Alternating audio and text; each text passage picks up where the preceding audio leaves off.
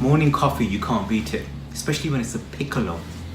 Those of you that don't know what a piccolo is, it's 2 shots of very strong coffee with just a little bit of milk. Wakes you up in the morning. Anyway, hello. Welcome to another one of our Dr. Foot videos. This is a video about a patient that I didn't treat myself, but I was shadowing a sports doctor in Wimbledon a few days ago, and it's some reflections upon this patient. I think I need to give a bit of context about this. I'm currently doing an MSc in sports and exercise medicine for the next couple of years, and I'm doing it at Queen Mary's in London. So as part of the MSc, which I'm doing 23 years after my BSc, do you believe that? I shouldn't have waited so long, but it's better late than never, and I'm really enjoying it. As part of the MSc, I'm having to spend a couple of days every week with a sports doctor, osteopaths, physiotherapists, surgeons, to learn how they manage sports injuries, because everybody manages them differently. So a couple of days ago, I was with a sports doctor, and he saw a young man who was in his 30s, really good shape. He was a banker in London. He plays football on the weekends. Now, I see a lot of footballers, from professional to your weekend warriors. I see a lot of weekend warriors, and they tend to come in with sports injuries. Everything from shin splints to Achilles injuries to knee pain. So, and I'm always having discussions around training and warming up and warming down, and a lot of them are playing football because it's their social activities. It's how they get to meet their mates, and they go out for a drink or a meal after football. It's very, very important to them. This young man who was in his 30s hurt his knee while playing football. Now, he didn't hurt it in a tackle. He was just running around, and his knee gave in. Carried on playing for a couple of minutes, but then it got really painful.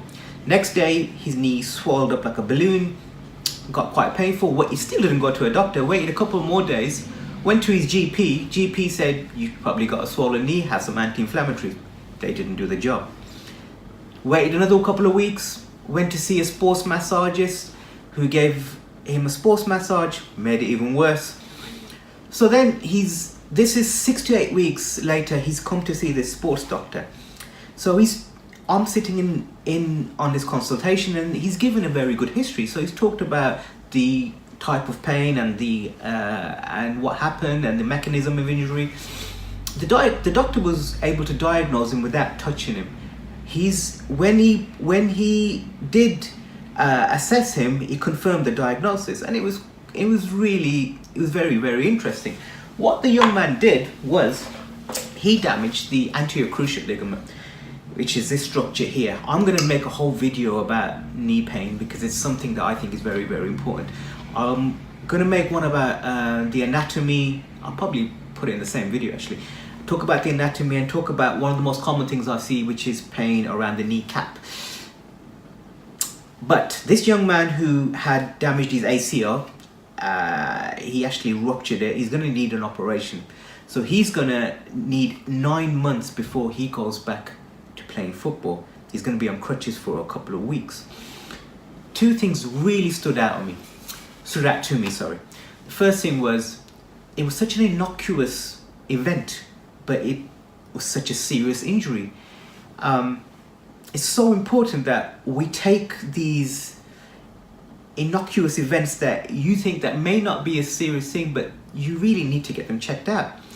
Now, he did go to get them checked out. He went to his GP and he went to a sports massage, but he went to the wrong health professionals, which is why it's so important you go to visit a health professional who is a specialist in that type of injury or that field. So, for example, I'm not a specialist in dermatology, but I'm not too bad.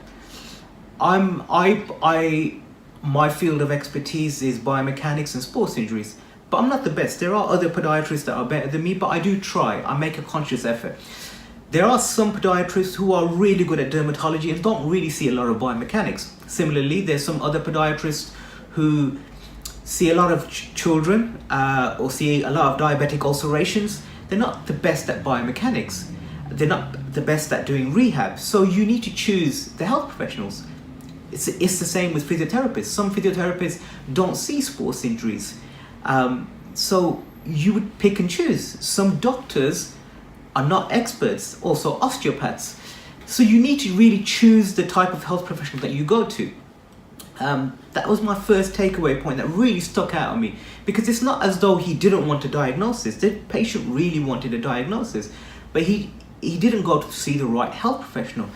The second thing that really stood out to me was an innocuous event can lead to serious consequences, especially when you haven't maintained a certain level of fitness, or sometimes you increase the amount that you're doing too quickly. For example, I see a lot of runners, usually they want to get ready for a race like a marathon or a half marathon, and they will ramp up their training too much. They'll do a lot of hill running, they'll do trail running. They will cause something to break down because that increase was too quick. And then we have to manage the symptoms and manage the load, and there's a whole load of other things that we can do to try and calm stuff down so that we can try and prevent it from happening in the future. I hope you found this video interesting. As I said, I think I'm going to make a video about the anatomy and about the knee cap, because it's one of the most common things I see is pain in and around the kneecap. I will probably be doing a bit more reflective sessions about this shadowing, because I've really enjoyed looking at osteopaths and physiotherapists and sports doctors and seeing how they manage patients, because it's a lot of it is similar to what we do, but everything I'm learning so much from all these other health professionals, which I'm finding fascinating. Even after doing podiatry for 23 years, I'm learning so much, which really makes me love podiatry even more. Thank you for listening, and I will speak to you soon. Take care.